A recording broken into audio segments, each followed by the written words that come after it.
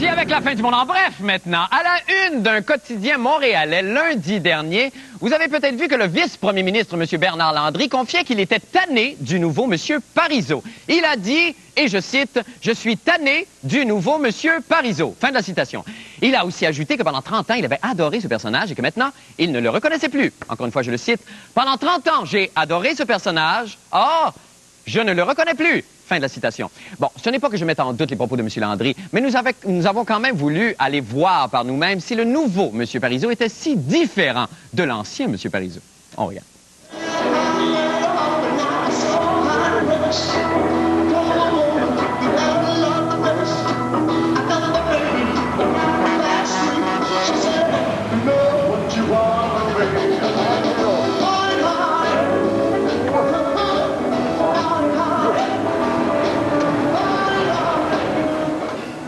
Je ne vois aucune maudite différence. Monsieur Landry, vous mentez comme une vendeuse de costumes de bain.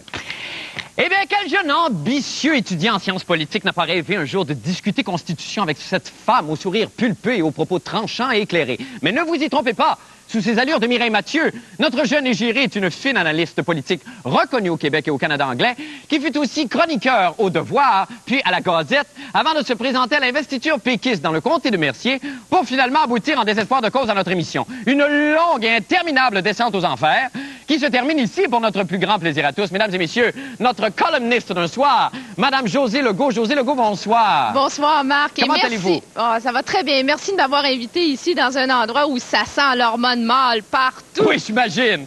Bon, écoutez, Josée, on va parler élections parce qu'évidemment, on s'achemine tranquillement et plus rapidement que prévu, finalement, aux élections qui devraient avoir lieu cet automne, les élections provinciales, on s'entend. Là, à part depuis, en fait, le virement un petit peu à droite du Parti québécois, est-ce que le Parti québécois et maintenant le Parti libéral se ressemblent pas à toute fin pratique? Ben enfin, il y a encore des différences, oui, là, mais c'est sûr qu'il y a eu beaucoup de virages. Le Parti québécois, en effet, a viré à droite. Le Parti libéral est un petit peu mélangé dans ses couleurs. Je sais pas si vous avez vu leur autobus, là. Ben oui! Mais ils se sont trompés de couleur, là. Alors, M. Charest, il est sur un autobus bleu conservateur. Alors, okay. il est un petit peu mélangé. Il n'est pas encore habitué, là, il est au Parti libéral, mais il va finir par le comprendre avant le 30 novembre. OK, mais là, qu'est-ce qu'ils vont faire pour se montrer les plus convaincants possible? Comment le Parti québécois va s'y prendre, par exemple? En tout cas, moi, évidemment, comme souverainiste, j'espère qu'il va parler de souveraineté, sauf que ça semble pas être tout à fait le cas.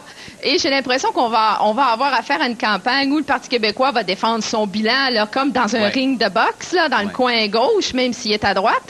Et le Parti libéral va attaquer très, très fort le bilan gouvernemental sans nécessairement proposer quelque chose en échange. Là. Mais là, est-ce qu'on va miser sur les deux hommes? Parce qu'il y avait un article qui titrait, bon, ça va être la campagne d'un seul homme, en parlant de Lucien Bouchard. Il y a l'effet Charest, évidemment, qui diminue, mais on a capitalisé beaucoup sur M. Charest. Comment on va vendre? Est-ce qu'on va vendre les chefs politiques avant de vendre leur parti, pensez-vous? Je pense qu'on est parti vers ça, là. Et c'est en effet comme un combat de boxe ou plutôt un combat de messie. Okay. Alors, le Parti libéral s'est acheté un messie à Ottawa. Enfin, on a emprunté un pour quelque temps.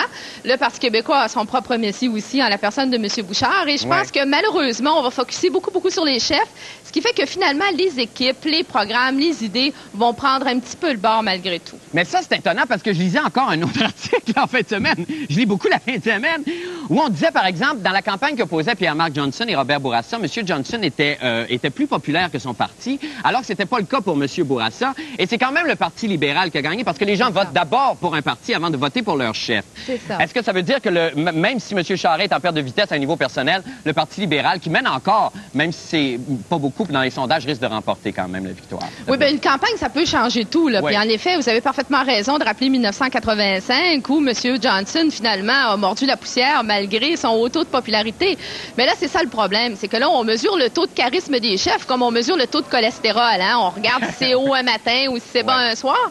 Mais en effet, dans une campagne, ça peut beaucoup changer. Mais ceci dit, je pense que M. Charest, pour le moment, il a l'air un petit peu déprimé. Et puis, si j'étais lui, je prendrais peut-être une coupe de Prozac le matin avant de commencer ma campagne. Ça aiderait peut-être aussi. Merci beaucoup, Josée. C'est tout le temps qu'on a. On vous remercie infiniment. On va suivre ça. Merci, on va peut-être se reparler, d'ailleurs. Merci. Au revoir. Merci. Bonne boxe, Josée. Amusez-vous bien ce soir. Merci. Eh bien, lorsque plongée dans l'eau bouillante, sa petite extrémité devient rose et recourbée, c'est Crevette de Matane Tétro et sa chronique des sports. Bonsoir, Christian. Comment vas-tu? Ça va très bien, Marc. Alors, on a de la belle visite ce soir dans la chronique des sports. Ce soir, certainement, mon vieux. Ce merveilleux personnage qu'on a. Absolument. C'est c'est le Scoopman. Oui. Une fois de temps en temps, tu te souviens, au début de la saison, j'ai fait appel à mon Scoopman favori qui s'appelle Tigui Aymon, un grand journaliste sportif. Et quel garde-robe. Salut. Tigui, bonjour, Tigui. Bonjour, Christian. Bonjour, Mac. Bonjour, Tigui. Alors, Tigui, d'abord, félicitations pour ta chemise. Oui, elle est belle, celle-là, hein? Ah oui, celle-là, très c'est belle, à celle-là. faire sport. Ah non, on parle de oui, jackpot, celle-là. J'aime le western. J'étais voir Garth Brooks, là, 2 semaines. M'a bien impressionné. Arrêtez donc, c'est une chemise western, ça. Ah oui. Ah, c'est fort. C'est la première fois que tu la mets en public, hein, je pense? Oui. Tu nous la gardais pour nous autres. Oui. OK, Tigui, OK. écoute, gagez mon chronomètre ici. Alors, tu vas essayer de battre ton record. Tu sais que la dernière fois, tu nous as donné 4 scoops en 45 secondes. Ouais, mais Christian, j'en ai des sérieux, là. Comme ça, ce soir, là. Pour commencer, j'ai parlé avec Raoul à 4 heures. Hey, regarde la caméra quand tu nous parles, Oui, Tigui. OK. Bon, pour les partisans du Canadien, là, pour commencer, Raoul m'a dit à 4 heures, il va régler le cas. Ça va très bien, le Canadien. Hein? Thibault est extraordinaire. Mais Régent m'a dit que l'agent de Brian Savage lui a téléphoné hier soir. Ils sont sur, Tigui, sont regarde sur- la caméra. sont sur le point d'en venir à une entente. Oui. Puis également, il m'a dit que ce soir, il appelle Rusinski dans son pays, puis qu'il est bien confiant de régler tout ça avant la partie contre Washington vendredi. Hey, c'est OK, fort. donne-moi un autre scoop, vas-y. Un autre scoop, Pete Marvlich, tu te rappelles l'ancien joueur de centre de Guy Lafleur? Ben oui. Bon, je l'ai rencontré. Pete, qui a eu le cancer, il est guéri. Yeah. Oui, il est guéri du cancer. Yeah. Oui, Oui, yeah! oui. Oui, c'est le fun. Yeah! Puis également dans la boxe, là, je peux dire quelque chose. Régis Lévesque vient de me confier que si Shazlin Bradley gagne ce soir, Oui. officiellement, il y a un financier montréalais qui l'achète demain pour 100 000 puis dans 3 jours, il part pour le gymnase de Joe Fraser. Ça, Bradley, là, c'est un gars il est très bon. Il a 18 victoires en 18 combats. Oui, oui. Il vient de Tennessee. Je Également, une autre nouvelle. Oui. Arturo Gatti, pensez-y plus pour cette année. Non, on est Pas- fait, lui. Hein. Pas de On est fait. question. Ah non, il est fait, lui. Il, OK. il boxera seulement pas avant les prochains. Non, Puis également, oui. j'ai appris qu'Otis Grant, il y a eu une augmentation pour affronter Roy Jones. OK. Il va avoir au moins 1 demi-million ou 600 000 Américains. Hey, lâchez-moi. Il s'entraîne à Toronto là, avec 3 boxeurs américains. non. Malheureusement, c'est tout le temps qu'on a, Tigui. C'est Vous tout. êtes extraordinaire. Regarde le Kodak, là, Tigui, là. Oui, j'en Ouais, avais ça, d'autres. c'est mais- le seul problème. C'est le seul problème, parce que le reste, vous êtes parfait. OK. Mais checkez le Kodak. Allez, ben oui, regarde le Kodak, Tigui. Hey, Ah non, mais il- j'ai une oui, photo pour vous autres. OK, ce soir. dernière, vite, vite, vite. Une photo. Vite. Reconnaissez-vous ce bonhomme-là? Non, je sais pas, Ce Tigui. bonhomme-là, c'est... Hein? Régis Lévesque à 18 ans, quand il était à 8 Incroyable. heures. C'est incroyable. Bravo. Merci Enfin, du beaucoup. monde, ça. Ouais, Bravo. c'est magnifique.